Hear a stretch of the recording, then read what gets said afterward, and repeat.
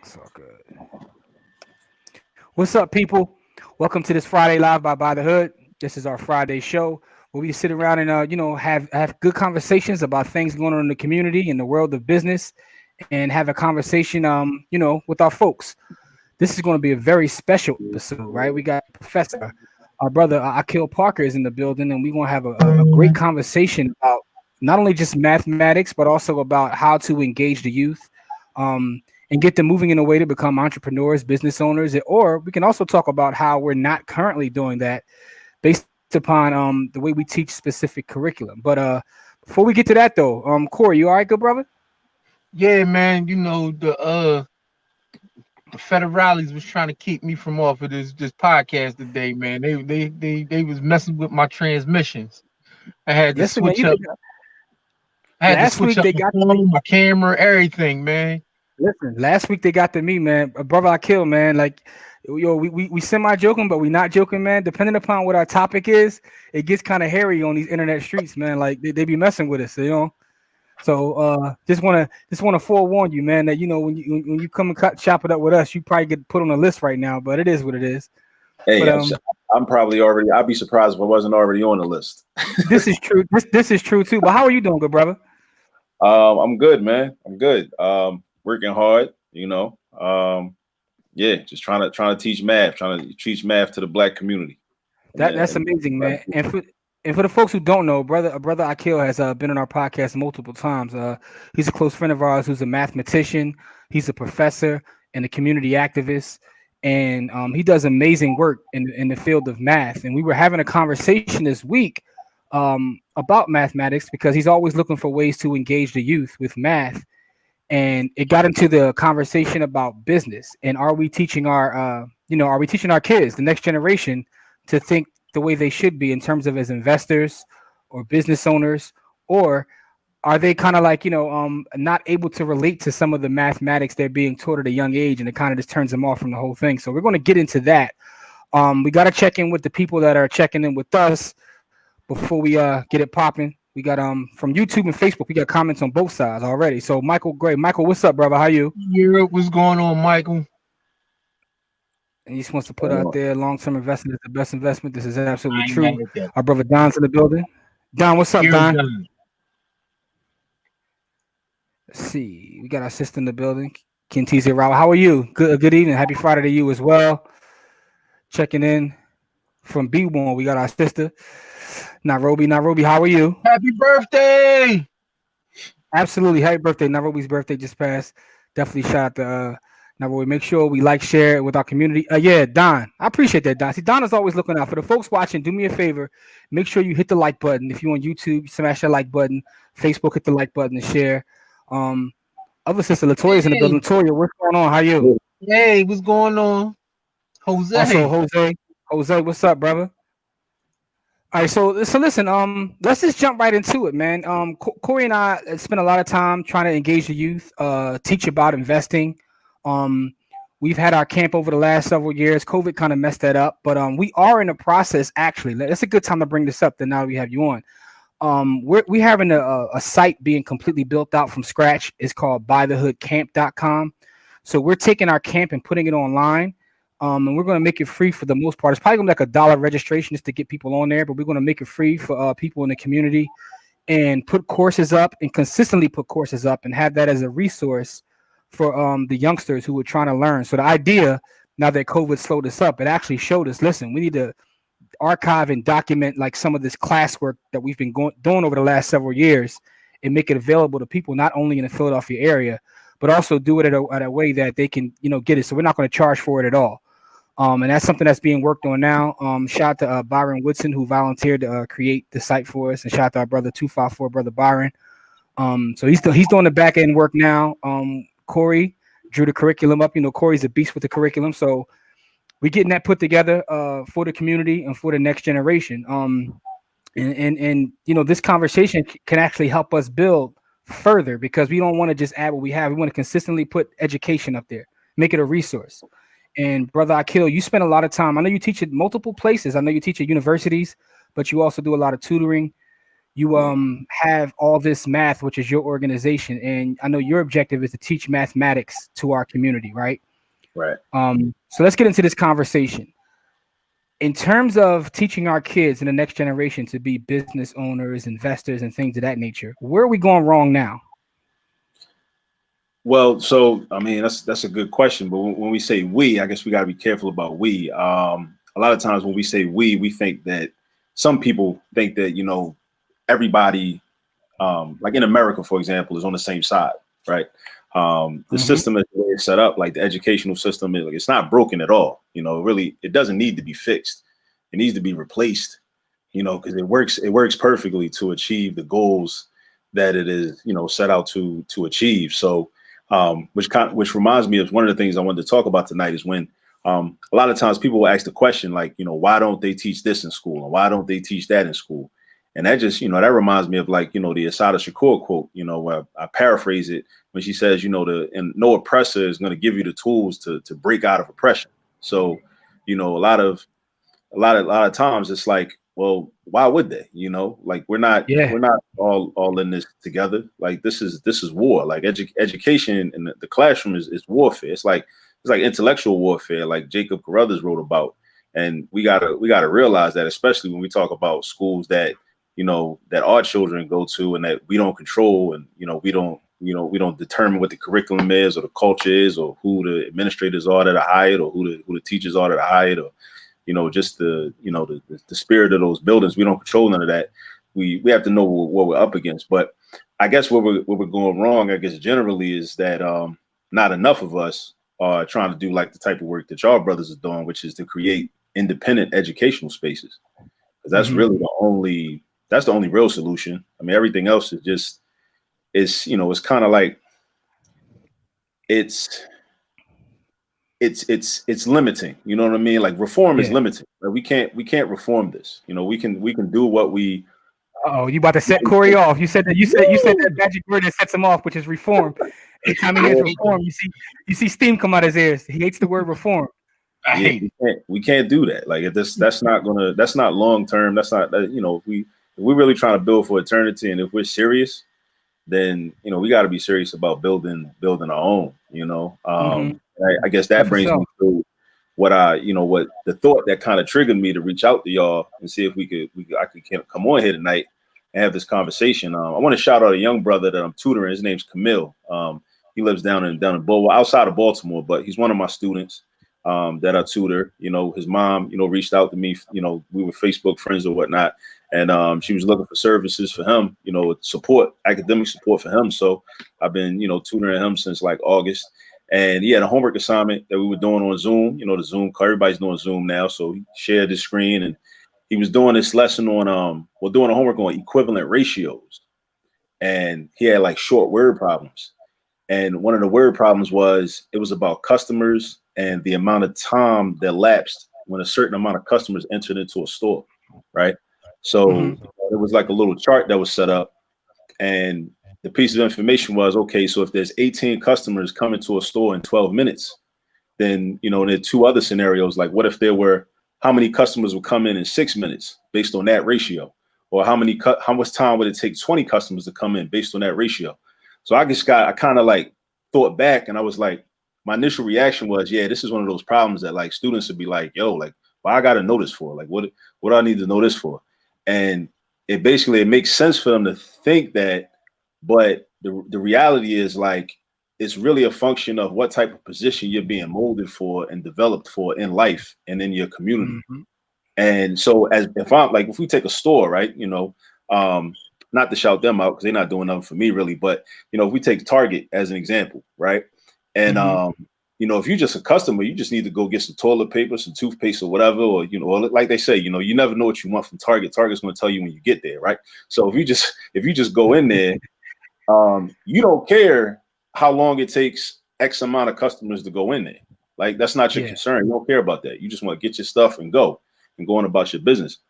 But if you're the owner of Target, if you're an investor in Target, if you are, you know, a black person in a collective of other black people that's trying to develop businesses to compete with Target, then those are the types of things that you have to be concerned about and you have to wonder about, like, because the amount of, because we're talking about traffic flow, customer flow, because you don't want to be the guy like, well, if you have a manager in that Target and customers come in there and it's like, okay, it's all these people in here, but it's only like 2 registers open. Like, whoa, what's going on? Like, as the customer, you feel some type of way about that, and then you might think, well, next time I'm gonna just go to Walmart, or I'm gonna go to another store, or I'm gonna do this or that, right? So you care about those calculations and you care about those things based upon being in a certain position. So a position as an owner, as an investor, as a person that's not like, Du Bois years ago, right, about, I never forgot this. You talk about menial labor and hewers of wood and drawers of water. So if you're not like, a lot of our children in these institutions, these schools, these neo-colonial schools, they're being conditioned and developed to be those menial, work in those menial positions, which gets even more complicated now because a lot of that work is gone because of computers. You got computers, you got drones, you got smartphone technology.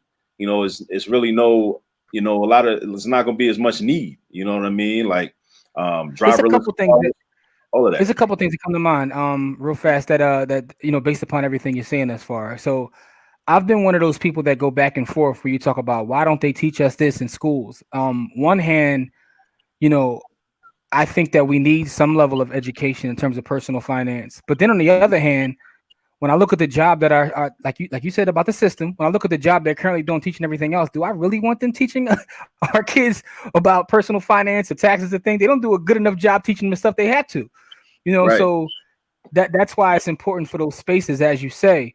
What's interesting about trying to build these spaces is some of the critique that Corey and I get, right? Because, and we got some this is just this past week, we were sharing it with in our group chat about folks always coming at us. What do you mean your space is only for this or your space is only for that? Like, it's like they don't want us to have our own spaces. You know what I'm saying? That they feel so offended. You say it's an all black space, people start to spaz out, and the people that I'm talking about are black people. Like, it's all black space. That's the crazy part, though. Kill, that's the crazy part. They come at us. Like, they come at us. Man, listen, I get roasted, and I mean absolutely set on fire sometimes by my own folks. And the thing is, I accept it because I know how they've been trained. Yeah. Right. So I always tell people, like, if you invite me somewhere, it could be, you can mix the company anywhere you want to. But if I invite you somewhere, leave your white friends home. So I mean, that's just the way I talk, because that's really what I want. Right. And I talk that way because me and you meet up, and that's the first thing I always, if we meet in a mixed company, I don't care about that because I don't really put a lot of time and effort and thought processes into what white people do. What I find interesting is we don't even mention, like, we don't even say, like, we don't on our social media, we really never ever mention that. We don't say anything disparaging, anything disrespectful. We just say, like, these are the people that we want to teach. And we get so much hell for it. And that's why I find it interesting when you bring up, like, creating our own spaces. It's like they don't want us to have our own spaces. It's kind of weird. And I was saying this the other day, and shout out to Courtney, the Ivy investor, and she told me, she said, well, the reason why is because if we get our own spaces and we sit around and start to talk, that's going to make change, right? They don't want us in our own spaces, because if you're in your own spaces and we get a chance to build together, that right there is scary. So, those are the two things that I think about is that. And also, as you were talking about how the current, like, labor force or even businesses, how they'll be affected moving forward. I also think about Carter G. Woodson and what he talks about in Miseducation of the Negro. And he also talks about how we look down at some, like, ownership of certain businesses because, is maybe considered blue collar or what have you. Right. And other ethnicities dominate and own those spaces that serve us, right? So by the time they get to have math with you, whatever, because what grade is the young brother in that that this word problem came up? What grade is he in? He's in the 9th grade. Okay, so by the time they get to high school, I mean, how have they been conditioned at that point? Not speaking of him specifically, because I don't know him. I'm just saying in general. By the time these kids get to high school, they may not have may already been conditioned to either be workers. You know what I mean? Like, so we have to actually attack this a lot younger, right? And that you're definitely, and that's like the hidden aspect of it, because a lot of times like there's no, it's kind of like the scene from, well, not the scene, but the that that part of Malcolm X's autobiography when the teacher tells him, you're a nigger, you can't be a lawyer, you know what I mean? But Yeah, and yeah. again, that's to your point, like those other jobs that the teacher brought up were not, nothing to frown upon, but just the idea to say, you shouldn't even have a choice. You know what I mean? That was the issue. Hmm. But a lot of times it's not as, in the school system, it's not as blatant, it's not as direct. When they're preparing the young people for these certain paths and these certain outcomes. Um, so yeah, so that's one thing. That's one thing we got to consider. Like, it's real subtle, and it's Mhm. kind of like, Yeah, like I'm in the trenches every day, right? So I went back to teaching because having these conversations with you, I was like, I gotta do something. You know what I mean? Like, so I went back and I, you know, I all every meeting I'm in, right? I'm in this meeting with these white women that teach because vast majority of teachers are white women, and I'm in there talk about cultural competency. mhm, Like, yeah, it's not that they're bad teachers because the PA teaching system teaches everybody how to teach the same exact way, right? But you have to create cultural competencies in your work, the reason why the students aren't attentive and are not interested and are not grasping it is because they're not is nothing there's nothing there's no cultural competency there. There's no age it's not age appropriate, it's not culturally appropriate, and it doesn't fit their learning eye, right? Because every student has a learning eye and is nothing in that fits their learning eye. You're conditioning them to, like, when I see kids revolt against the system, I get kind of happy because that means that they're not it was because it's like, man, what the fuck is this? Like, I don't want this shit. Like, tell me something that I can get. You know what I mean? Like, right. I like when kids make me do my job. When I try to teach them something and they reject that shit, then it makes me, all right. So how can I reach them? You know what I mean? Like, what is it Yeah, that you what is it that you want me to teach that I'm not teaching? And then I can really get into the nitty gritty of what teaching really is. It's crazy, right? So I think about reading in this context, right? So think about the books you were forced to read coming up in school, right? Like, and one of the reasons I fell in love with reading after school is because I realized there's a whole world of books, and there's books on, like, topics that I'm interested in, things that are culturally relevant, our stories, our history.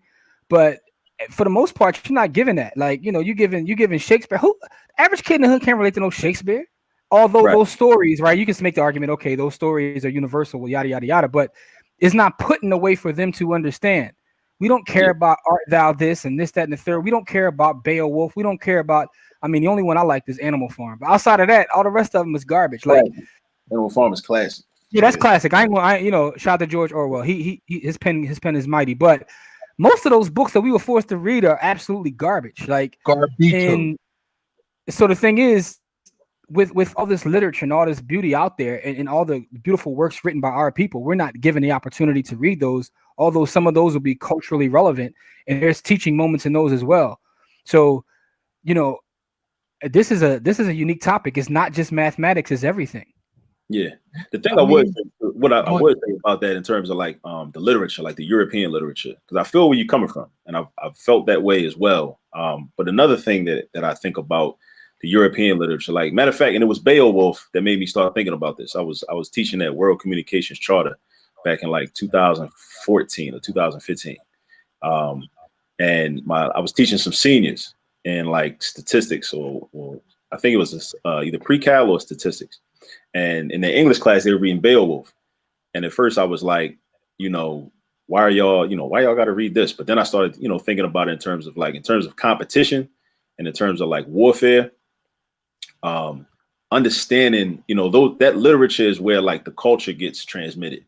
So it's like where you find out like how groups of people really feel, what they value, what they devalue. It's almost a way to like kind of tell what their next move is going to be.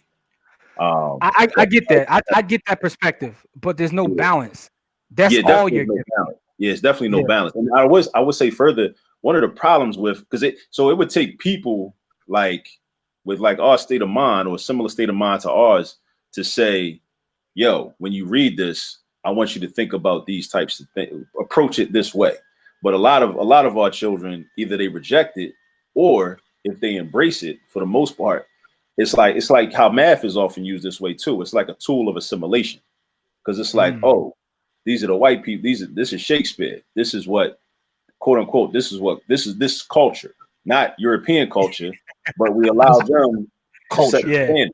It is Yeah. culture, right? So then it's like, okay, well, if I embrace this and I read this and I learn this, then I can be closer to whiteness.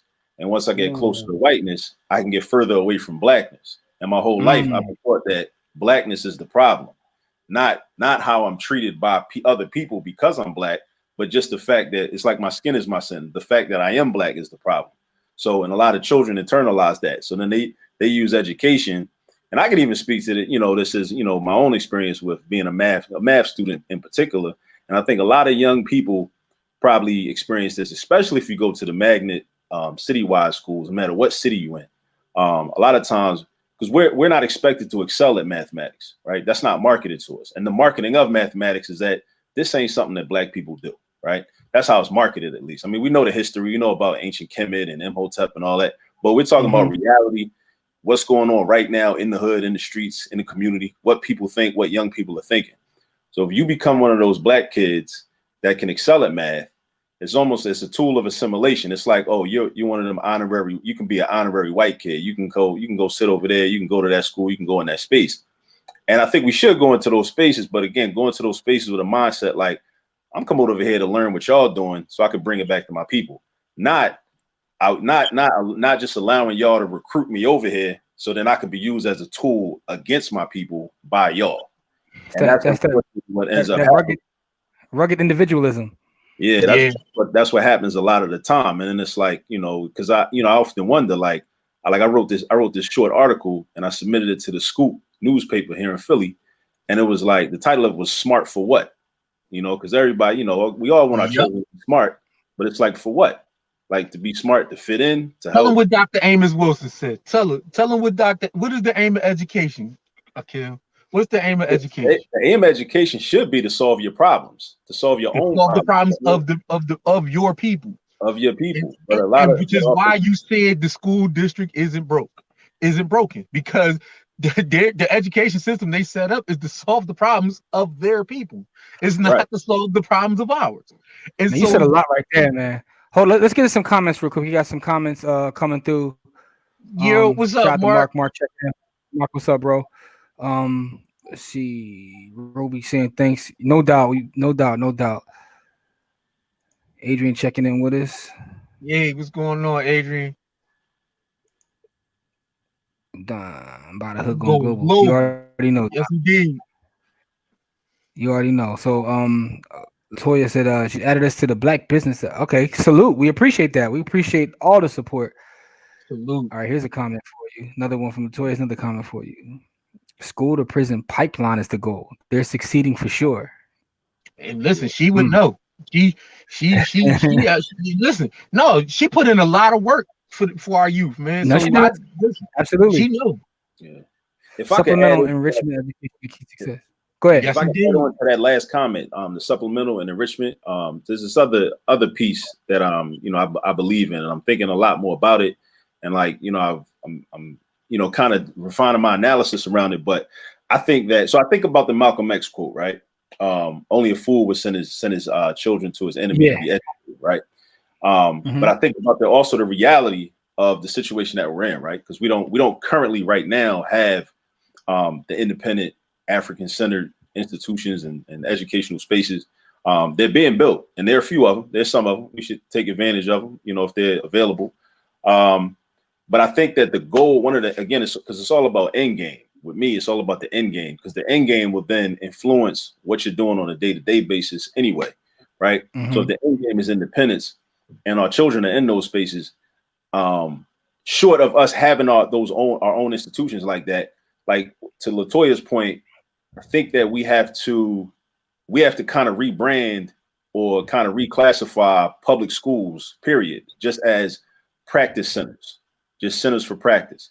So the community, we have to figure out a way within the community. Number one, it becomes mandatory, not just something extracurricular or something cute or something that we would be nice if we could do, in terms of teaching our own children and providing the education, the fundamental education either in the home or from people of the community and in the community.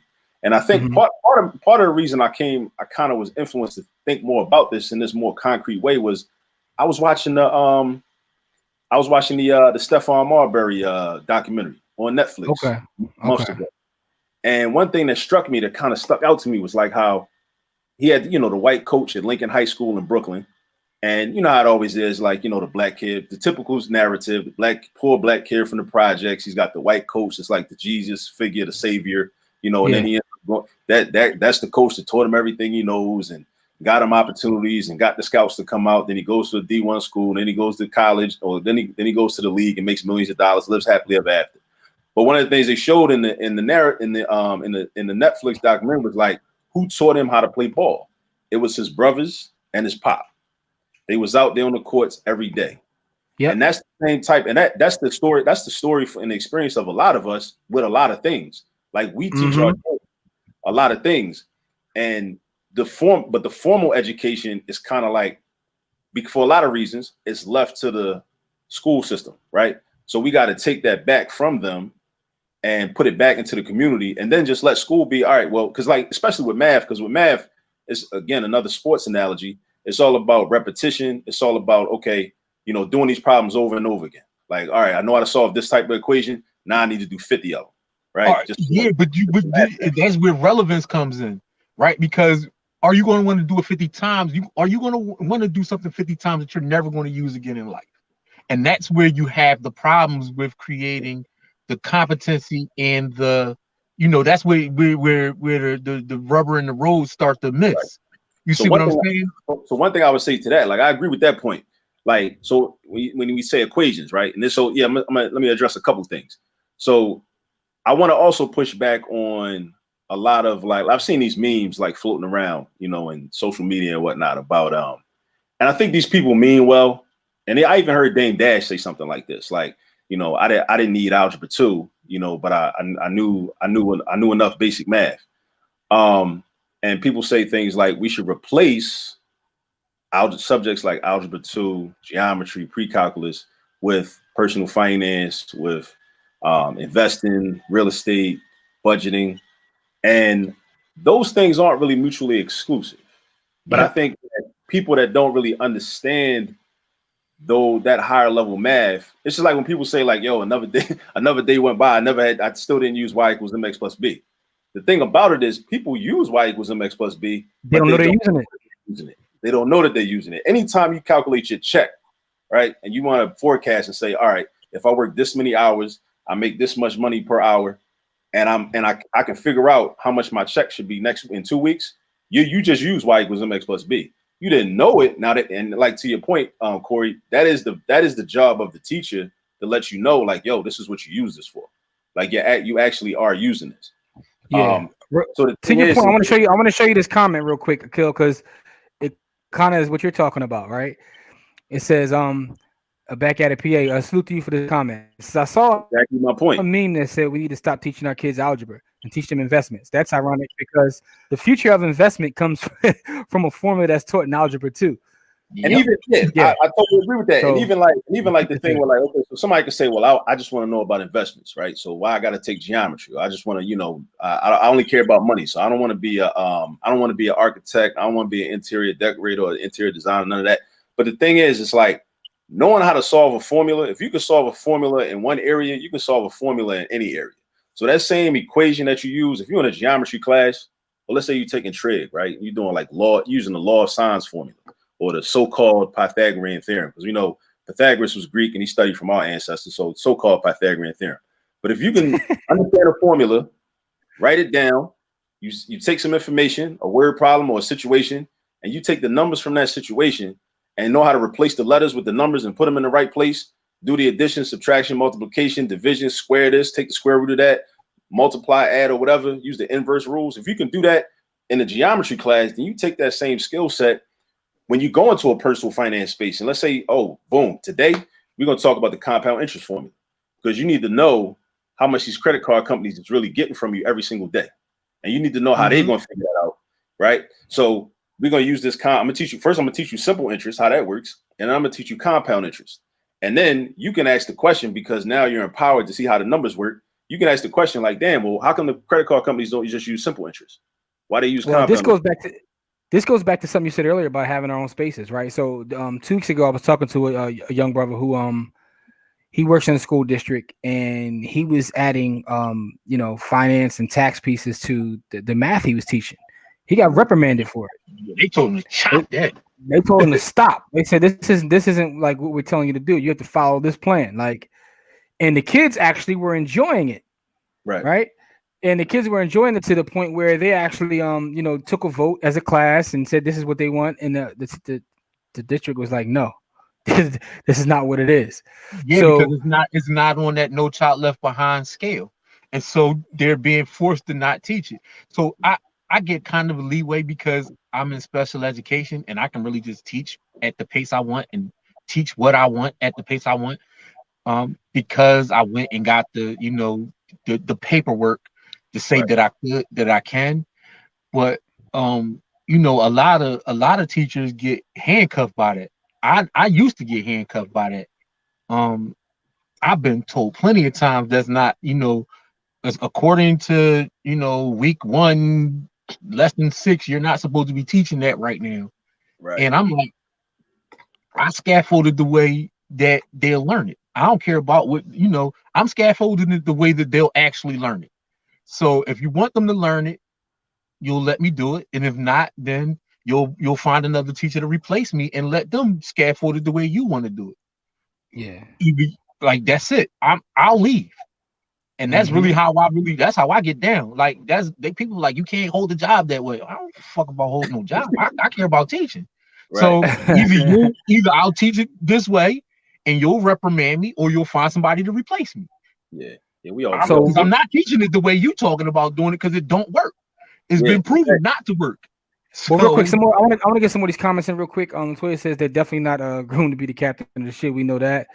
And nope, I don't want them to touch any of our topics for our kids. That's why I came to you guys. We appreciate that, and salute to your young geniuses that you have over there, because she got some geniuses over there. We are conditioned to be inclusive. Jose says yes, that. We're conditioned to be inclusive.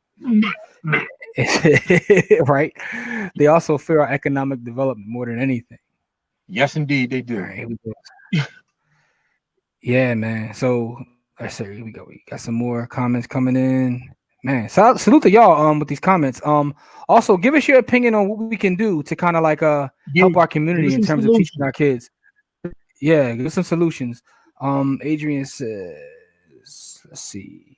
If they can find a way to invade our space, they will. Man, you ain't never lied. They will co-opt the hell out you. They will co-opt your shit and make you think it's theirs. They don't see themselves in their educational. Ooh, how about that one? They don't see themselves in their educational experience. Yeah. Cultural competency. That goes back to branding. That's another thing that you talk about, Akil. The branding of the subject matter, the branding and cultural. Like, we talk about the same thing, but we call it something different. You call it branding, I call it cultural competency. It's almost the same thing. You know what I mean? You have to brand it so that they understand it. Because they're being constantly branded to, they're being constantly marketed to. And so we have to do the exact same thing if we want to get their mind. Yeah. And we got to go even beyond, a lot of people, and I've done this before, but I've learned to like kind of transcend this in terms of students seeing themselves in their educational experience and seeing themselves in the problems and in the content. We got to go beyond just like taking the math word problem that talks about Sally and Jane, or Sally and Josh, or Todd, or whatever, insert typical white name, and just replacing it with replace the same problem, right? Same question, and replacing it with Malik and Keisha, right? We got to go beyond that, because that's like window dressing, right? So we got to get into the experience, So that's another like initiative I have through all this math is something I call hystematics, where I'm combining like history and mathematics, so the students will be able to learn history at the same time they learn the math, and not just the history, but the political science, the cultural studies, so they can develop the cultural awareness. Because it's like it's so much I mean, we know what the purpose of this neo-colonial school system is to do, is to maintain the status quo and maintain neo-colonialism. So we just try to find different ways to, to break it. Like the late Del Jones, from out of West Philly, he called it the nigger factory. The nigger factory. So again, to the point about us understanding that it's not broken, we don't need to fix it. The issue is that it works perfectly. We need to break it. Like, the goal is to break it. You know what I mean? So a lot of us, even in our mentality, our orientation is that this is broken, I need to fix it. When our orientation should be, nah, this is perfect, we need to fuck it up. Like, now, and that's has to be our Exactly. Yeah. Now you speaking my language, my guy. What about this? It says most eighth graders in Philly don't even get exposed to Algebra 1. Yeah, that's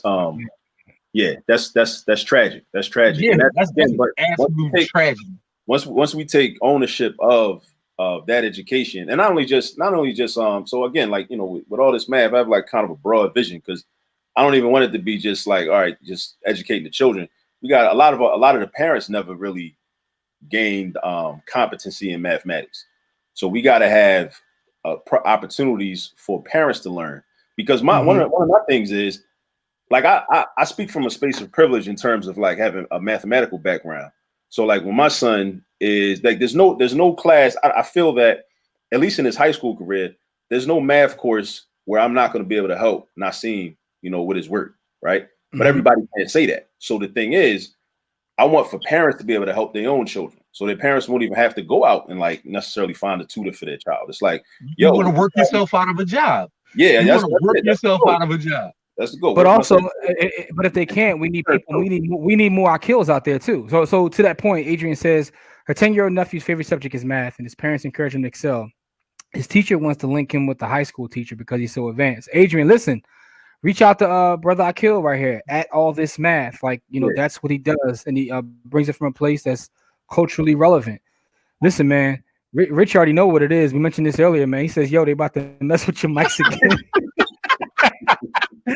Yo, shout out to Rich. Listen, yeah, man, they don't like when we had these kind of conversations, boy. They don't mess with that at all. Keep them on the path. STEM careers matter. Yes, they do. And again, like, these words are too heavy. Like, it's a brother. I want to also acknowledge this brother. Him and his wife down in Atlanta. They have a y'all might be familiar with the IYA Institute. It's a online. It's a homeschool. Now it's online, but it's a homeschool institute down in Atlanta. I saw it from one day. You. I was having. You told me about it. Yeah. I was having a conversation with him like a couple years ago, and he said something to me that just like hit me like a ton of bricks. He was like, brother, we got to take math back. And when he said it, I was thinking about it like, damn, like I had never, like, because you study like people like Sheikh Anta Diop and Dr. Clark and Dr. Ben, and they they in the 80s and in the 70s, and they were talking about taking Egypt back. And because people were saying, oh, these Europeans were trying to say, Egypt's not really part of Africa. Like, yeah, we'll give Egypt credit, but the condition is we'll give it credit, but we're not gonna let it be part of Africa. So then Jope and them, Theophilo Benga, all of them, they come through and they say, well, here's the proof, here's the research, here's the whatever. But mathematics and a lot of disciplines like goes right along with that. And I had never thought about that, but then I took that thinking to another level in terms of we can't build. It's impossible to build an independent nation without mathematical skills and mathematical competency, because you gotta build shit. You gotta build everything. You gotta maintain. You gotta plan. You gotta calculate. You gotta, because we talking about, because if we're serious about nation building, then it's like, all right, if the electricity come on, it's because we made it come on. So we got our stuff. We set up our own substation somewhere, and we got people that know how to run them. If we got Wi-Fi, it's because we did it. We didn't go to Comcast, because Comcast is their company. So we got to do all these things that we've been conditioned to just kind of take for granted. Like, you come in the house, flip the light switch, the lights come on. But like, nah, like now, like we got to do that. We got to have our own company. Like, we got their own company. I want to make a point about that. I'm sure his last couple of comments. I want to make a point about something you just said. Latoya said, can't calculate a net present value without algebraic concepts. And that is absolutely true. Right. Mark, to your point, says we can't discuss the historical relevance of math and how our ancestors invested in the subject. That's to your point you were making. And this comment here, right? I want to put this up here. We have to extrapolate what we can out of the system and flip it on its head in our own spaces and communities, right? Yes, So indeed. I probably get cussed off what I'm getting ready to say, man. But this is something that I've come to this conclusion. Just having conversations with people in our community, and to hear some of the excuses and some of the things they say. A lot of reasons why people don't take the necessary steps is because they don't want to do that work you're talking about. Mhm. They don't want to have their own Comcast because they don't want the responsibility, right? So we have a lot of folks who like, on keyboard warriors, who like talking about this, that, and the third, but they really don't want to do no work. Mhm. That's where the problem is. The problem Yeah. isn't that we don't have the talent. The problem is some of our folks really don't want to do that work. They don't want to do the work of They feeding our comfortable. own, clothing our own, taking control of natural resources and providing them for our own. A lot of us don't want to do that work. And We that would sacrifice. rather, we would rather, be oppressed and be comfortable. Yeah, and that level of sacrifice, because what it made, like, because it's like you may have an option where I can go over here to some place that's already established and go work for these people and just be comfortable, or I could try to build something so that the next generation could be comfortable. So by making that decision that you want the next generation to be comfortable, then you may forego your own personal comfort. So then it becomes an issue of, do I want to make that sacrifice? And I guess that's not for everybody. I get that, So I guess, but that's really what it is. It's like it's an issue of, okay, what am I willing to give up so that my grandchildren will be in a better spot, you know? Mm-hmm. But so I'll do My a little grandchildren bit of a very pushback on that from the hood perspective, right? A mm-hmm. lot of people think that their childhood was the sacrifice, Mm. and so they think they have sacrificed a lot. You know what I mean? Like their parents Right, didn't know, but and for their what? parents. But listen. I'm just giving you. I'm giving you what's happening. I'm not saying that it's No, right. no, no, no, no. I'm asking you though. When you say they think that they have sacrificed. They think they've sacrificed for what?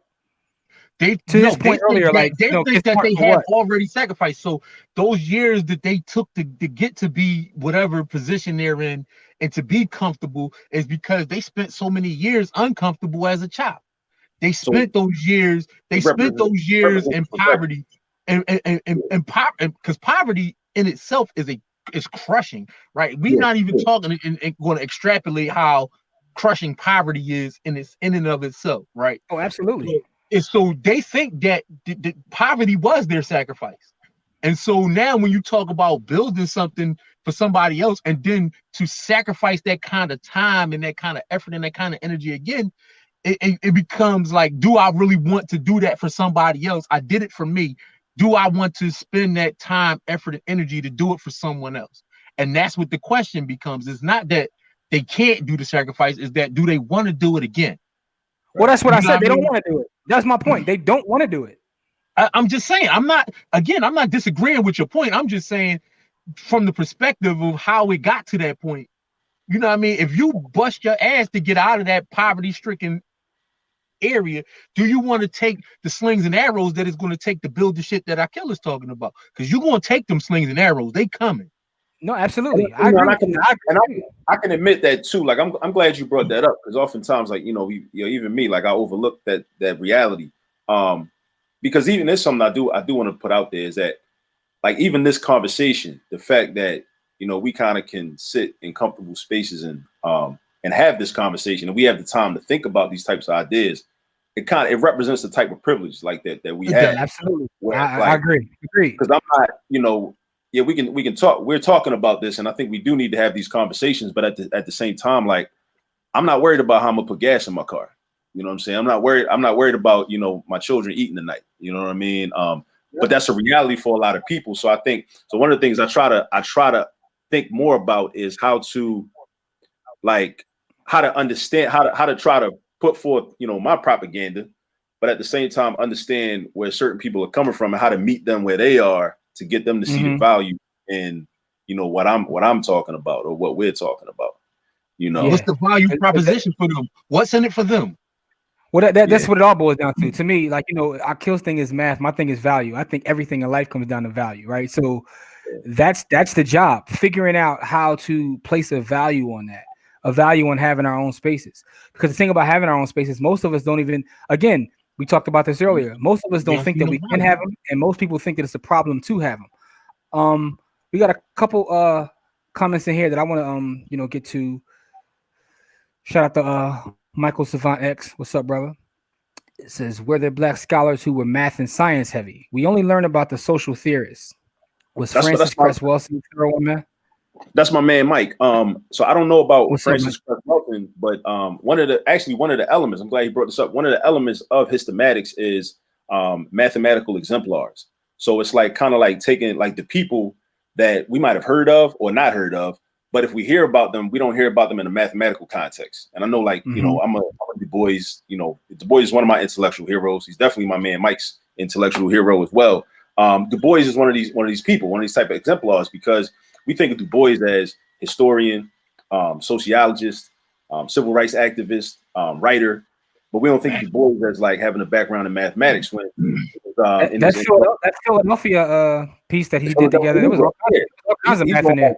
yeah, he's doing statistical analysis. He's doing charts, data, all these types of things. But it was actually Booker T. Washington gave him an offer to come to Tuskegee back in the late 1800s, like right before, like maybe like 18. I want to say when he took the job at Wilberforce, Washington had reached out to him to get him to come to Tuskegee and be a math professor, but he had already accepted the position at Wilberforce. So that's the only reason he didn't take that position. And he also said that Booker T. Washington was going to pay him more. It was going to be a higher pay, but he could have. But he was like, nah, he didn't want to do Wilberforce dirty, since they was counting on him to take that position. So people like him, we got Anna Julia Cooper, who got a master's degree in mathematics.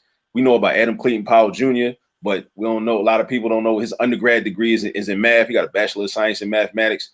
I was real excited when I found out that Sundiata Acoli, he has a bachelor's degree in mathematics from Prairie View A&M. Sundiata Acoli, he was in the car on the New Jersey Turnpike when the New Jersey state troopers tried to assassinate him, Assata Shakur, and they rest in peace to Zayd Malik Shakur. They did kill him, but and he's still a political prisoner now. He got his degree in mathematics and worked for several computer companies, before joining the Black Panther Party and then the Black Liberation Army. So like kind of like taking math to Mike's question, taking math and putting it in a different context. And it's like it rebrands it, because it's like, oh wow, so we got thorough brothers that was like, out here, in the Black Liberation Army that was like knew how to like solve equations and use the quadratic formula. That's not about these white guys that we see on these what the fuck is that show? Big Bang Theory. It's not just about them. Yeah. Okay, so it's not just about them. It's about these brothers and these sisters over here. Okay, all right. So now you got me thinking a little different about what the outcome is supposed to be when I engage in this subject. And another thing, like Mike mentioned, the social theorists, is that people like me, I kind of put out a challenge to myself, which is a person that like studies a lot of the African-centered theory, and those scholars is like a lot of those scholars they brought the history. They brought we got psychologists, we have historians, but we don't have, it's not a lot of like, African-centered like mathematicians. So my goal is to try to produce work that's on par with, what they were doing in terms of in the areas of in the field of mathematics, though. Yeah, I mean, you already. I mean, I just learned something from you just now in terms of the mathematicians that you named. More hidden figures, right? We probably have so many of them. I would consider like, I mean, when you think about Bayard Rustin and organizing the March on Washington, how much math went into that? Like, you know what I mean? Like, so we have people that have been logistics is mathematics, right? So, Michael, thank you for that comment. And rest in power to Dr. Welsing as well. Yeah. Mark says the work died with Wade Cable. I remember Wade Cable. Yo, Wade was the shit. I ain't gonna lie, man. Hey, what's going on? Good evening. How are you? Thanks for tuning in. And I want to say something else too, man. I want to because then doing so much like teaching at Cheney and and teaching at LaSalle, which is cool, I guess. Also teaching in the night school program, and but doing so much tutoring and like being immersed in it so much, it's like forced me to like think about mathematics in so many different ways. And what I realized is like And this is another way that we can like rebrand math. Math is really just like it's a set of rules, and it really models and reflects life. It's a set of rules. It's protocol. It's code. It's like, yo, but the thing is, there's so many rules. It's so many rules, and there's so many different rules to use in different situations based on what you're asked to do in the problem and what the problem looks like. But you start to recognize it just like anything else. Like, it's just like as men, like, we live by a code. We live by certain rules. And if I can hang with you, if I know that you live by the same code and you live by the same rules, because if we out in the street and it goes down, I can anticipate how you're going to respond because you know the rules. And because you know the rules, I can trust, okay, this is how this is going to happen. At least from our point of view, right? Yeah. Math is very much like that. It's like, all right, if I know how to solve, in order to solve this equation, I look at it, I understand what I see on the paper, and in my mind, it kicks in the rules. I know the rule for that. And if I don't know the rule, then I need somebody to show me remind me of what the rule is, or I need to go consult my notes where I wrote down the example and I wrote down what the rule is. Just like, order of operations is a great example of that. There's an order to this. You can't, and a lot of people, I feel I got this theory that like a lot of people, I mean, in addition to the fact that there's a lot of bad teaching that goes on, and I'll just be honest. And I think, and I've been teaching for 15 years now, and I would, if I went back 15 years ago or 10 years ago and looked at myself, I probably might call myself a bad teacher. So I'm gonna say that too. But there's the order of operations. There's an order to how we do things, and an order to how things should be done, right? And a lot of people, I think that they don't do well in math because they don't have an appreciation or respect for rules just in general. There's a lot of people out here in the world that just want to do what they want to do, how they want to do it, depending upon how they feel at any given moment. There's no rule. There's no standard. There's no protocol. There's no universal law.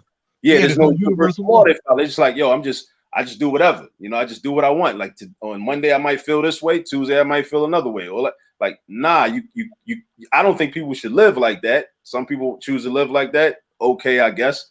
But I think a lot of them, they bring that worldview and that approach to a math problem or a math class. And then it's like, they get mad when it's like, nah, bro, you can't do it like that. That's not how you do this. That's not how you do it. And then they get frustrated and like, fuck it. I don't want to do it anyway then. I'm not going to do it at all then. Like, bro, just learn the rules. It's cool. Like in high school, we read The Stranger by Albert Camus, and the big theme of like conformity, being a conformist, being a nonconformist.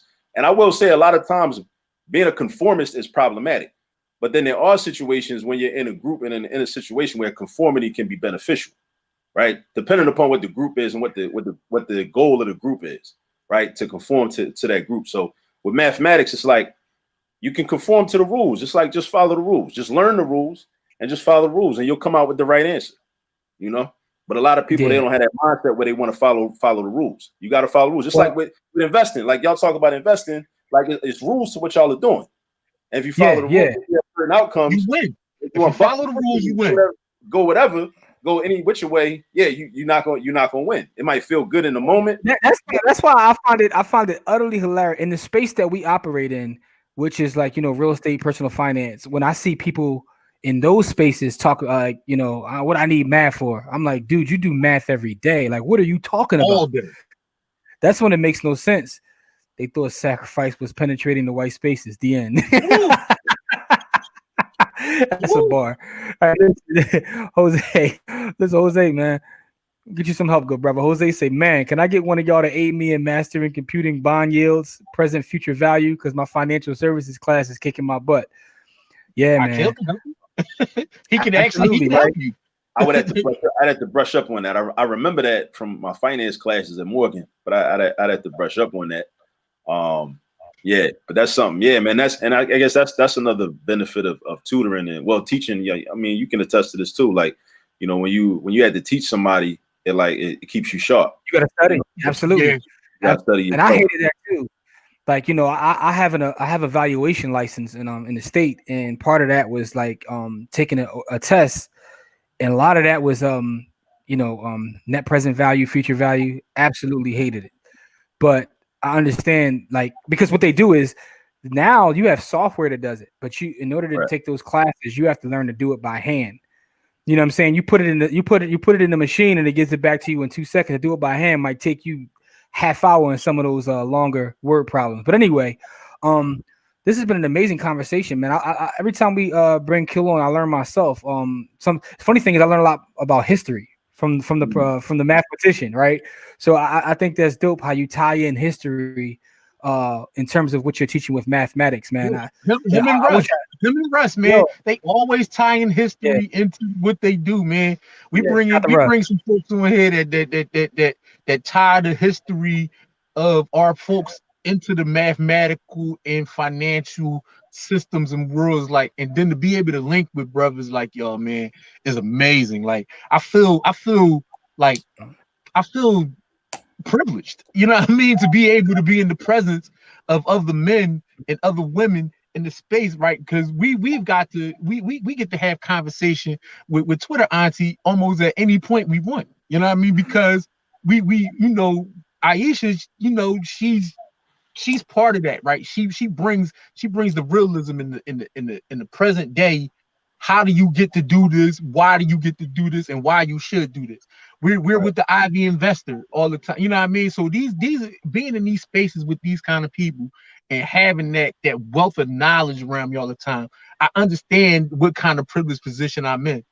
And Yeah, that's the thing that I want to try to bring to other people, like to be in the you know, the be in the presence of other people that can help shape your thinking in a way that will help other people. You see what I'm listen, saying? Like everything that we do add helps to value. shape other My people. favorite thing, man. It's add value, right? It adds value to your life, right? So Add that value. goes to the people that you spend your time associating with. And I say this all the time. You know, our parents told us about this when you're kids. You gotta watch who you hang around. But one thing is that's online too. That's not just offline, right? Right. The kind of people that you network with Yeah, online is as in important as offline, 2020, right? Yeah. And speaking of that, though, I also want to say congratulations to our brother Bitcoin Zay, who just had his wife just he gave birth yesterday. had a baby girl.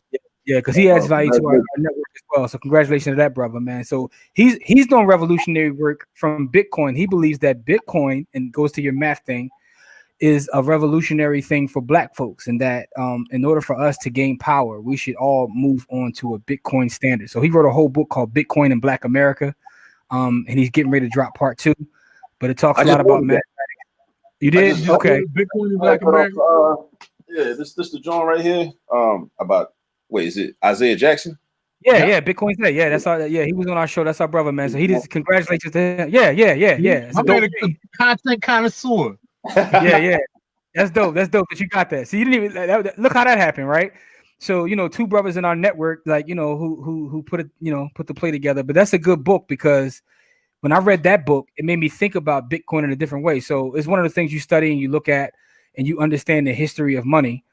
But the way he like tied it into Black America was interesting. So, and he has part two coming. But his he just had a daughter yesterday, so congratulations to him in terms of speaking about our network or whatever, man. But yeah, man, this is amazing, man. And what you're doing, Akil, I just want to tell you, like, while we have you on here in front of the world, that what you're doing is revolutionary. And to continue the work that you do, because like I wish I had a teacher like you when I was in school. Like I might have been a college professor or something. Who knows? Like, but what you're doing is amazing work.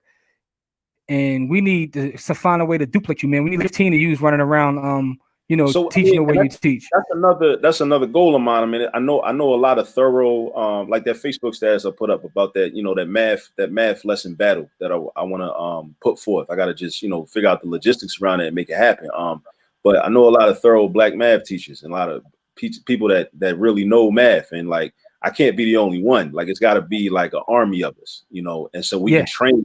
We can train an army of us, because when you really like really understand I mean, it's kind of like with y'all with investing, right? Once you know it really well, right? So then it's like I'm sure you had those moments where you just sit back and you're like, "Yo, I really could teach this to like thousands of people," right? yeah, Because it's really not that difficult when you know it as well as you know it.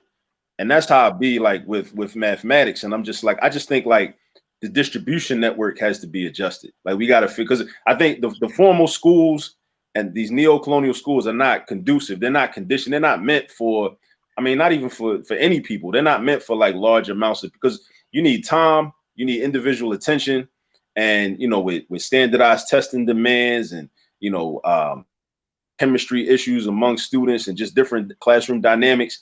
There's no real. A lot of times it's not conducive just to like really make sure everybody in the room gains a full understanding of what's going on, right? So we just got to figure out some different ways to, provide some like more individualized or small group instruction, in our own communities. I think we got to be the ones to do it. But then we got to have a conversation about, and like this like kind of goes to what you were talking about the other day on Facebook. I saw you about taxes. Once we do our independent thing, then the issue is, all right, well, if my tax dollars are going toward this thing that I'm not taking advantage of, then what's up with my tax dollars? Or what's up with our tax dollars? Because if you got like 100 parents that we all divest, and there's a mass exodus, just 100 parents, not even 1,000 or 10,000, we take our children out when we in the community is providing that education that the school building used to provide, then what's up with that money? Like what are we paying for? The thing is, our tax bill does pay for education, right? Mm-hmm. On that level, right? Because it's based on housing, right? And so our tax dollars, but I mean we're divesting from the educational piece of it. We're not divesting from the actual community.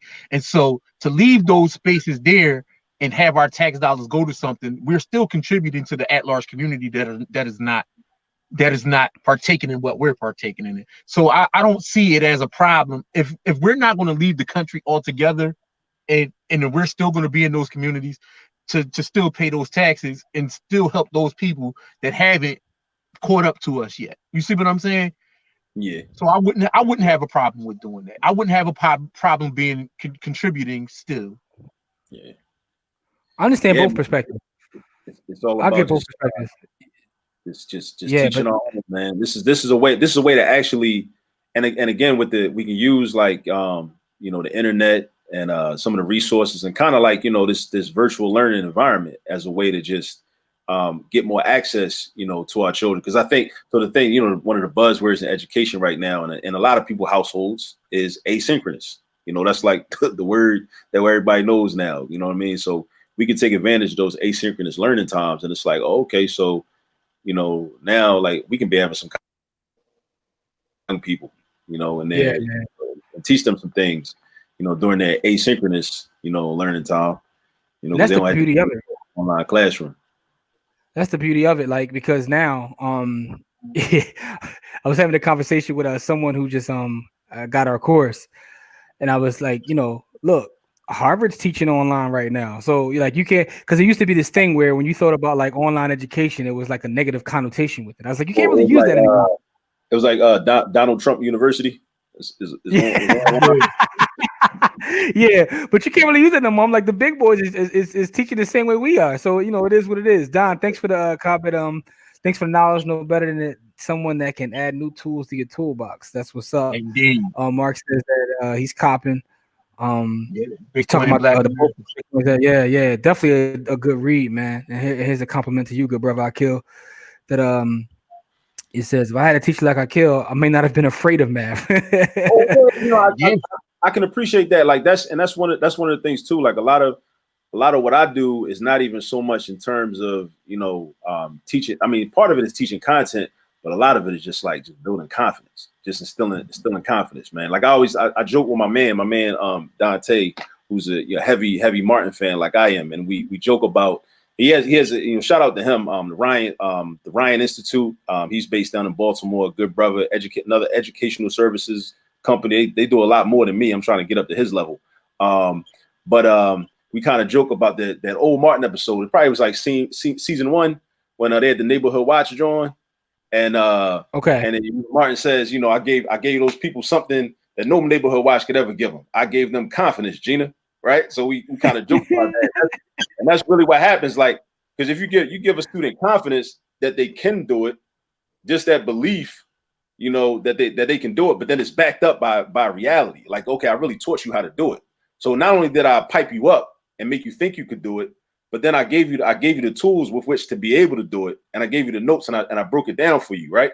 So it's not like, I mean, a lot of people out here are just hustlers, just in general. We encounter hustlers all the time that pipe people up and make them feel like they could do something, but they don't really give them any real tools or anything of like Jim, like anything of real value with which they can actually use to actually do something. It's just they just blowing smoke up their ass. But with this, like, you're giving them confidence and the actual tools, because a lot of people have, and that's another thing. A lot of students have the tools, but they don't believe in themselves. So they sit there and give you like right answers left and right, but you just listen to their voice and the tone and inflection of their voice. It's like they asking you if it's right, because they don't have you ever read the book by what's the brother's name? Solemn Thomas L. The boy from Northfield, I Choose to Stay. Yeah, you read that? I never finished it, but then I thought it was that he actually left, and he actually ended up leaving. But I thought that. Yeah. He's still teaching in the city. He in New Jersey.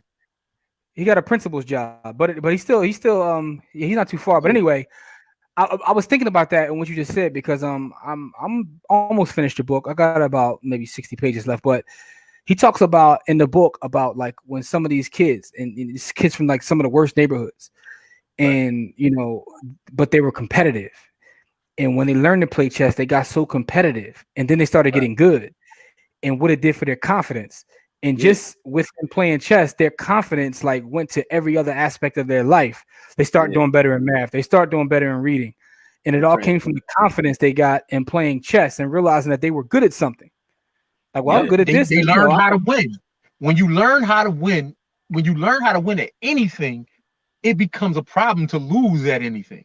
That's like oh man, I learned how to win playing sports. Like I learned how to win in sports. That's a t-shirt right there. Yeah, I'm just saying, when you learn, it becomes hard to, when you learn how to win at anything, it becomes problematic to lose at anything, right? I played chess as a kid. My uncle taught me how to play chess when I was 5 years old, and so I was at a competitive level in chess. I remember back in Central when you was supposed to be in class, you was in the lunchroom playing chess. Like I remember all that. Day. How nerdy is that? How nerdy is it to cut class to play chess though? That's like crazy, right? That's I'm just but I also play with the clock. Huh? I could play any way you want me to play. We could play with the clock, without the clock, however you want to do it. You know what I mean? But I learned a lot of my analytical skills from playing chess as a child. And then I also played sports, right? So I played football, I played basketball, I played, I ran track, you know what I mean? And so I learned how to win, you know what I mean? Like losing became problematic because when you compete, you want to win. And then the thing about it is, though, I had a teacher that taught me how not to compete with those people that I'm supposed to be helping, right? So I would compete at everything, right?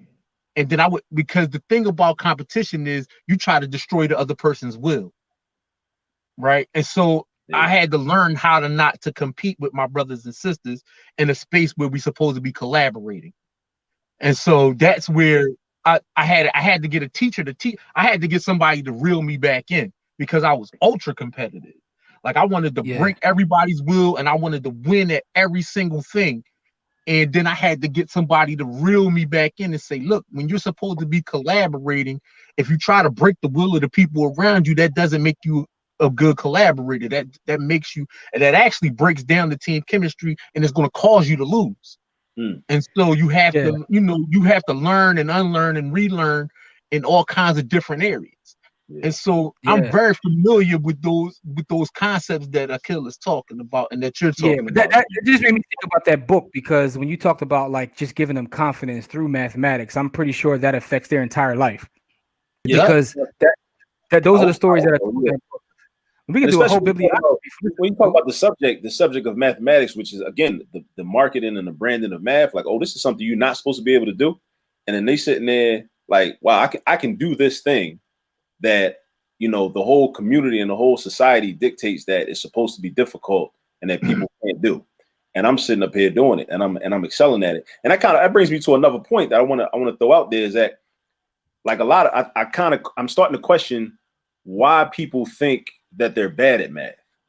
And the reason I say that is because you might have went through school and you might have had a teacher or teachers, math teachers, that didn't give partial credit, right? On tests and on tests and quizzes and whatnot. And I'm not saying that that's wrong. There's positives and negatives in that. I get what some teachers are trying to do when they don't give partial credit. But with a math problem that has 8 steps, you could do the first 7 steps correctly and get to the 8th step and leave out a negative sign, and then your answer is wrong. One negative sign got left out, or you might divide a negative by a positive and write the answer as positive. You made one mistake. However, your grade, right? Because a lot of people just refer to their grade like, oh well, I got a 60, but you ain't really, your understanding does not accurately, that 60 is not an adequate reflection of your level of understanding. And I'm wondering how many thousands and thousands of people is it out here that went through math classes that really do understand math a lot better than what they think, but their grade was just real low, right? The grades was real low. Because there was no partial credit. They made careless errors, which caused them to end up failing or getting low scores. So then they just carry it on through, and then it's cumulative. So it's like, damn, if that happened in 9th grade, then when I get to 10th grade, I'm like, I might not even try. Yeah, they might have still had a solid foundation and enough understanding to excel and do well. But I just wonder how many thousands of people out here are like that had that type of experience, like, and because they end up feeling like that, they look at the top of the page when they look at the test, when they get it back, they see, oh, 62. Damn, I failed. Well, I got a D.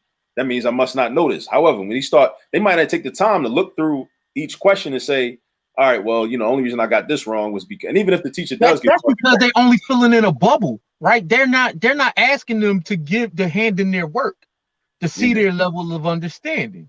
Like, so when you're doing a test, when you're just filling in the bubbles, it doesn't accurately reflect all the work that you did to get to the answer. Right. And even in that situation, so even if it's a situation where you're doing open-ended questions, and okay, well, you left this out, or you made this mistake, like you might have really understood it, but you made the careless mistake, or you just left out that one, or you got confused. Okay, when the problem is like this, again, back to the rules. Like, it's a lot of rules, so I might have got confused about what rule applies right here in this problem. I might have conflated that with what rule applies in another problem. So now I look at the score I got, and I'm like, damn, I'm not good at math. I draw that conclusion. But actually, it's not that you're bad at math. You need to tighten up. You need to tighten up a little bit. That's my mom simplified math for me when I was 5 years old, when I got in kindergarten. And she told me this thing about math, and this took all the fear away from math. She said there's only 3 things you can do to a number. You can add to it, subtract from it, or leave it alone. That's it. That's all that happens to numbers. That's true. That's it. And it took all of the fear of numbers away, because either I gotta find the rule to either add to it, subtract from it, or leave it the same. And so I just went digging for the rule.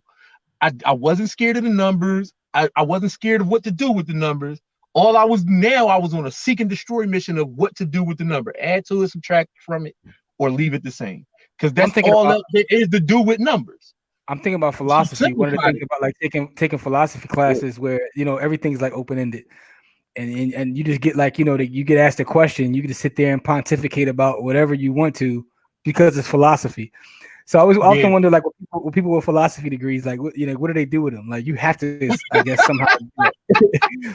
I take philosophy. I used to just pontificate, and somehow they become lawyers. They become lawyers. Yeah, I went to those people become lawyers. I went to law school too, but anyway, I took philosophy. I used to always just like somehow end up back at like Maslow's hierarchy of needs, with everything that was asked always came back to that somehow. I have no idea. Always come back to one thing. But real quick though, some comments. Rick says y'all are great, but Rick, man, we appreciate you, man. I appreciate that comment. Yeah, absolutely. What else we got here? Mawuliza, I say learning that you are capable and that your skill and confidence need to be in sync, man. Beautiful. Appreciate that comment, man. Appreciate that. Brother Akil knows how to do it, man. Yeah, man. Yeah, man. A lot of chess.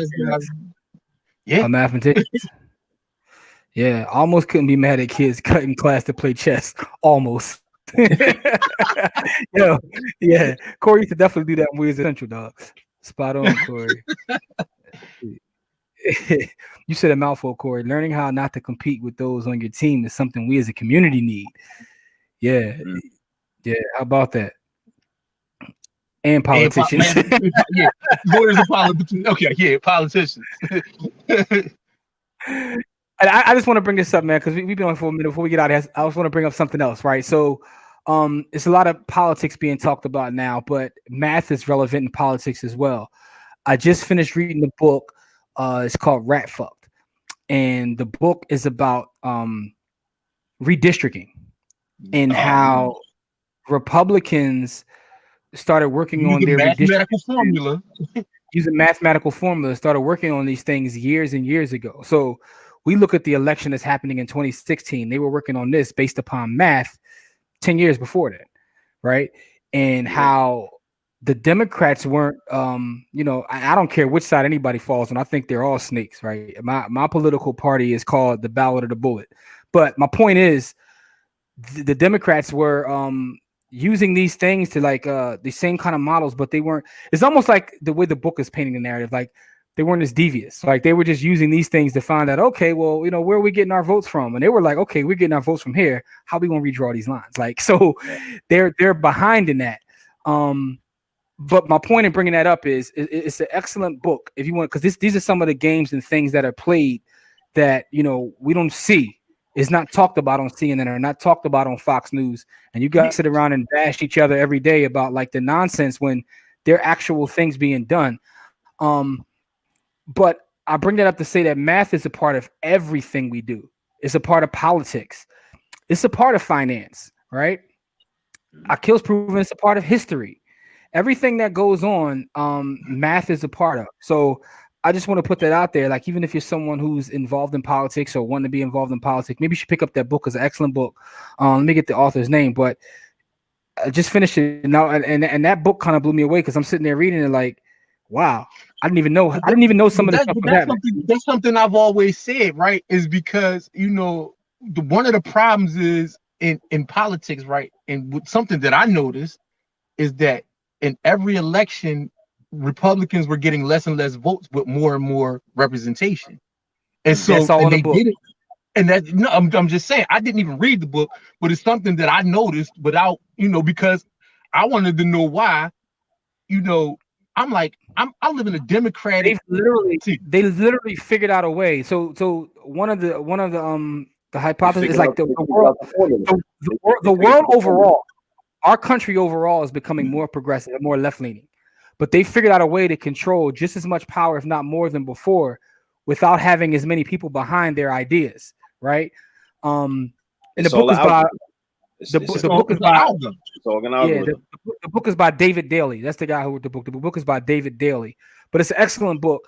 But it goes into how math is all a part of politics, and it's just crazy because we talk about why do I need to know math? Like, why do I need to know this for? It's like part of the subtitle of this episode. Why do you know this for? Because it's a part of everything you do. Algorithms rule the world. I listen, I write code. One of the things I do to get paid, I work on models, right? So I write code. And I write code in terms of real estate valuation. But what I do know is based upon classes and things that I've taken to stay sharp and learn, everything's an algorithm now. There's going to be so many, and you brought this up earlier, Akil. There's going to be so many jobs lost in the future based on algos. And algos, as some people like to say, well, the algorithm is math; it can't be biased. That's BS too, because they're all working on variables, and depending upon who's controlling that variable, your algo also can have a bias in it. So I just say that to say this. For those out there watching, we appreciate everything you do. If you have children who are in need of any sort of help with their mathematics, make sure you get in touch with this brother right here, Akil Parker, at All This Math.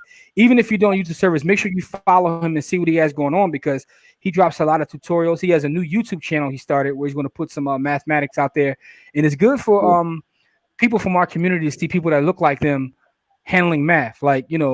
So that's why I said his work is revolutionary. Not just handling math, man handling math. Yes, his work is revolutionary, but also math is important to everything we do. Everything is an algorithm, right? The amount of people that this video came across tonight, and we appreciate all the support we got, that was based on the algo. Everything is an algo, man. You got to fight the algorithms. # fight the algorithms, man. But brother Kill, man, again, just want to say thank you for your time as always, man. We're definitely going to have you back on because we can have conversations like this all the time. Before we This is go, just. can I But go make ahead. another Something you point? want to say before we go? Go ahead. Make another point before we go. So you brought up politics, and again, I'm on my show. keeping it connected to mathematics. There's an article that I've been brainstorming, and I'm about to start writing it. But Mm-hmm. the title of it is going to be "The Weight of Your Vote," right? And I started thinking about how a lot of the marketing of voting, right? And I'm not against voting. I'm not to that extreme end where I'm just against all electoral politics or all. I don't swear off all participation in it. But what I do question is the the level and the amount of impact that the vote has on actually changing the society or making the society better, right? Because Okay. it's as if at least the way it's marketed, at least the way all the commercials sound, and people saying, "Oh, you got to vote," and then they got to vote. I'm like, okay, cool, I hear you with the voting, but then then subsequent to that, you say this is the only way that we're going to change anything. I'm like, wait, stop, hold up, nah, that's not, nah, don't say that, don't go there, because now you're spicing it. You're doing too much now, Yeah. right? So, and I kind of think about it in terms of like, so everybody gets the syllabus, when they take a class, whether high school, college, whatever. On the syllabus, there's a grade breakdown, right? So it's like, okay, 20% midterm exam, 20% final exam, 15% participation, 20% projects. It's broken down by percentages, different activities, and different ways to demonstrate learning and different learning activities. However, but you might have a professor that's like, you know what? Your final is 100% of your grade. So just show up, take notes, do the homework, don't do the homework. I'm not grading it no way. I'm not giving no quizzes. But on the last day of class, I'm giving the final. That's going to be your whole grade. Mm-hmm. That's how voting is marketed to us, as if voting is the only way that you can be civically engaged. Voting is the only way. And then what that does is it creates this scenario that a lot of us live within, where it's like, okay, especially if it's a presidential election, it's like, okay, every 4 years, if I'm over 18, I just vote for this guy, right? And then I just sit back and chill, go on with my life, and I hope that guy is going to do everything that he can to make my life better. And I don't do Yeah. nothing else, right? Even with any politician, whether it's a mayor, governor, congressional representative. So my whole challenge with it, but again, that's a mathematical approach to it. Like, well, what's the weight of the vote, right? Because a vote has value. I'll concede that a vote has value. The question is, how much value does the vote have? And then it gets more complicated, because depending on what your end goal is, that will then dictate how much value it has. Because the person that wants to assimilate into America and just be happy in America, their vote might, to them in their mind, may have more value than my vote may have for me. If I'm a Pan-Africanist and I'm like, yo, we need to build an independent nation anyway. So, I might try to get this guy in office, or get this guy in office, so that they can do some programs or whatever, so that, we can go try to, leverage that and then do our independent thing. But again, these are all like, this is all quantitative analysis. Just think, Yeah. but again, when you don't have that ability to do the quantitative analysis, you'll see the commercial that'll tell you like, yo, you got to vote, and that's the only way anything's going to change. And then you won't even stop and question that and be like, hold up, how is a vote Yeah. going to be the only way? And Like, so you mean giving that's kids done. no Part critical of that. education, or, Yeah. getting Part of that is involved? fear mongering. Yeah, Part of that yeah. is fear mongering. The name of the book is called Rat Fucked. I gave the author's name. Let me give it again. It's called That's literally the name of the book. It's called Rat Fucked. So it's RATF. Then it's two asterisks. KED, and it's by David Daly. Is the name of the book. But yeah, a lot of that is fear mongering, because I mean, first of all, and I don't want to like dig too deep, because we'll be here another couple hours. But we live in a time now of anti-intellectualism. So Right. context is taken away from a lot of things, and it's just fear. Everything is the greatest or the worst, and it's a lot of fear mongering. This is the only way, or this is the greatest. That's kind of like what we're going. But one thing I did notice tonight, right, coming from a math guy, the amount of times that you mentioned marketing, and that's interesting to me, right? I mean, because even when you talk about marketing, part of that is math as well. But I just found that very interesting when to point that out. Adrian wanted to let you know that thank you for the discussion. I'll definitely be watching your YouTube channel, Akil, with my nephew, and I'll be looking forward to the Bodyhood Academy to send the youngest in my family. We appreciate that. Thank you for your support, Appreciate you. and we definitely appreciate that, man. Can the guests, if I And, type the YouTube address in the chat, are they able to yeah, see it? yeah. If you put it, well, let me see, because I don't know what chat you got, the private one or the other one, but I'll put it on here now because the name of the YouTube is what, youtube.com/ what all this math. It's youtube.com. They got the / and then the letter C. It's youtube.com / letter C / then all this math. Yeah, it'll go there even if you put this all this math. So let's see. I'm gonna put it in the chat now. So everybody who's still watching with us, who's hanging around, youtube.com / all this math. That is his YouTube channel, so you can take a look at what he's got going on. Make sure you follow him on Instagram at all this math. But Brother Akil, want to say thank you.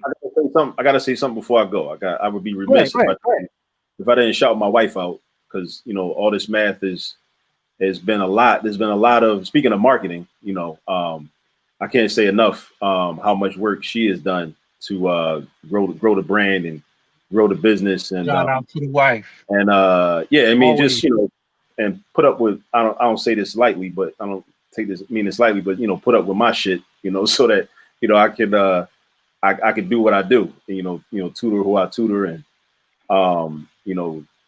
teach at all those places, and she holds down the household, and No doubt.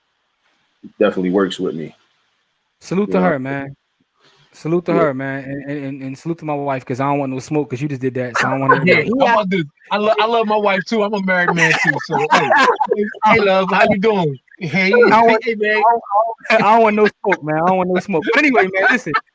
For everybody watching, man, we definitely appreciate it, man. Make sure you check out what Brother Akil got on. Stay in tune with us. Check out our podcast this upcoming Wednesday. We have another YouTuber on, a legend, Erica from the Classy Climb YouTube channel. She's amazing. She owns a trucking company with 10 trucks. She owns real estate. She's building a hotel. She's an investor in all sorts of tech companies. She's just doing phenomenal stuff. And she was generous with her time and sat down with us, and that'll be out this Wednesday. So that's, and we also have a current podcast that just dropped 2 days ago.